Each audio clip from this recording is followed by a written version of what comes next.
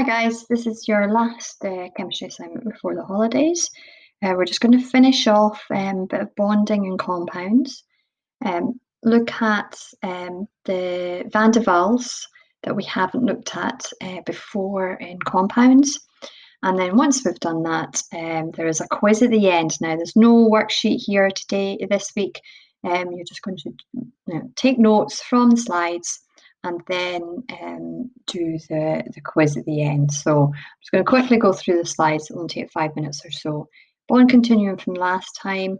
Just remember that's the same video from last time, but there is a wishy-washiness between something that's non-polar and polar. Now we're going to focus on that a wee bit today as well, because you might have polar bonds in your molecule, but the whole molecule may not be polar.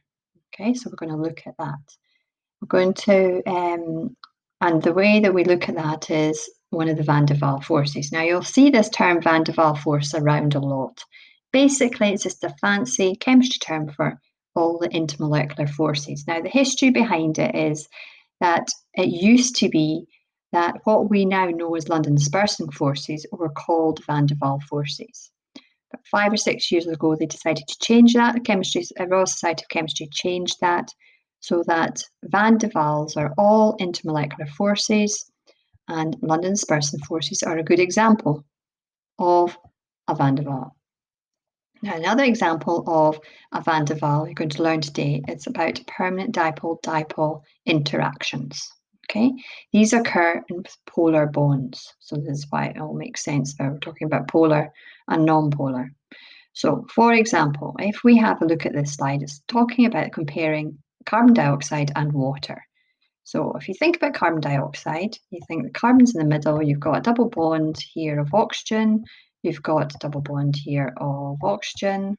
And then when you look at the electronegativities, you'll see that this is 2.5, these are 3.5. So this has slightly delta positive, less attraction to the shared pair of electrons, whereas the oxygens are both negative. Now, carbon dioxide is a straight line. The polarities all cancel out each other, so there's a straight line. With water, it's always drawn as a bent or an angular molecule. Now, the reason for that is that because these are polar bonds, there is a dipole within the molecule. This is slightly negative, this is slightly positive, this is slightly positive. Okay, so there's a dipole here. This is negative, this is positive. If you have another water here, you're going to have a permanent interaction between this water molecule of the oxygen down here, between that one and the hydrogen. That's termed a permanent dipole-dipole interaction. Okay, so that occurs only in polar molecules. When you've got that permanent slight positive or slight negative on one side, you're going to get a permanent dipole-dipole. So looking at carbon dioxide, just going through those slides, they look at explaining the whole symmetry. So if something's got symmetry, symmetrical, it's going to be non-polar. So a couple of other examples of that, or if we take something like tetrachloromethane and chloroform, you see that with tetrachloromethane, which I'll draw here, you've got carbon here, and you've got you've got all the chlorines, so you've got 4 chlorines. Now these are all polar bonds. So you would draw it like this, triangle going in. Sorry, it's not very good here. Dotted line here, and your Cl here. Right, so this could cancel out this bond, because this is delta negative. All the chlorines are delta negative, and only the carbon is delta positive. So that can cancel out that can cancel out that. Completely symmetrical. Something symmetrical, even though it contains polar bonds, it's going to be a non-polar molecule. Whereas the next one with your chloroform, which has 1 hydrogen, but only 3 chlorines, you're going to have a dipole there.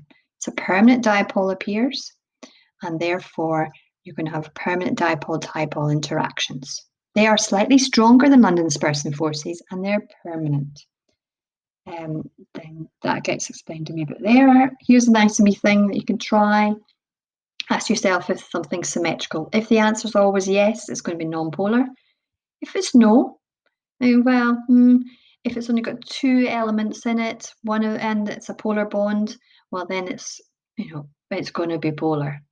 Okay, so you look at the electronegativities. Have a wee look at these couple of questions here. Answers are in the following slides. So if you have a look at this, it explains a little bit more about permanent dipole, permanent dipole. They were previously called polar-polar attractions. So if you see that term, they're one and the same. So there's more examples of that. It gives you an idea. Just to keep an eye on the fact that all molecules still have London dispersing forces. These guys just have London dispersing forces. There's no polar bonds there. This has London disperses plus permanent dipole interactions. So the more bonds you have, the more strength you're going to have to break them. Therefore, the more likely they are going to be liquid or solid at room temperature. Whereas if you just got weak bonds in between the molecules, they're going to be gases. You don't need to remember the strengths here, but typically this is the order. Okay, so any intramolecular or inside the compound are stronger. You've got your dipole and your London dispersing forces. Hydrogen bonding is what we're going to talk about now. It's an example of a dipole-dipole, permanent dipole-dipole interaction. Now, skip to these slides because this is a summary one here. If you have a look, this is group 4, and you look at going down a group, there's a steady increase in your boiling points. Not for group 5, 6, and 7, because for some reason, ammonia, hydrogen fluoride, and water all seem to have slightly higher boiling points than to be expected. Now, the reason is because these guys can form the special kind of bonding called hydrogen bonding. Now, hydrogen bonding only occurs between when it's a polar molecule or polar bond, with hydrogen being slightly positive always because it's so small, and the permanent dipole, permanent dipole is a bit of a mouthful, that interaction between the hydrogen and either the slightly negative of fluorine, oxygen, or nitrogen. So FON or NOF, whichever you want to remember it. So hydrogen bonding only occurs between hydrogen, nitrogen, oxygen, and fluorine. Okay, so here's some examples of it, just showing you with water. That's the hydrogen bonding dotted line, showing you it says permanent dipole, permanent dipole. So it's stronger than most permanent dipoles, and it's the strongest one of all the permanent dipoles, and it's permanent, as the name says. So a lot stronger than London dispersing forces. You might have come across it if you've done biology. You might come across it because it appears a lot with protein, how proteins are held together. The DNA alpha helix, how does that held together? That is by hydrogen bonding. Okay, so it's quite a lot to take in there, but basically all we've talked about is a little bit about permanent dipoles, and the main example of permanent dipole is hydrogen bonding. If you get stuck, there's a few things to look at here. That's a nice wee video about everything on YouTube. That is your BBC Bite Size if you want to have a look at that. Can I just warn you about BBC Bite Size? It's really only C level. Most of you are going to be aiming for A's and B's. And there's your Scholar. I think it sort of ranges over a few of these pages. It's not all of them, but it's found in most of those pages. And again, Scholar is more based in the A-type questions. So you've got a mix there, so you can pick and choose whichever you want. But obviously ask me if there's any issues with anything. So bye guys, and good luck.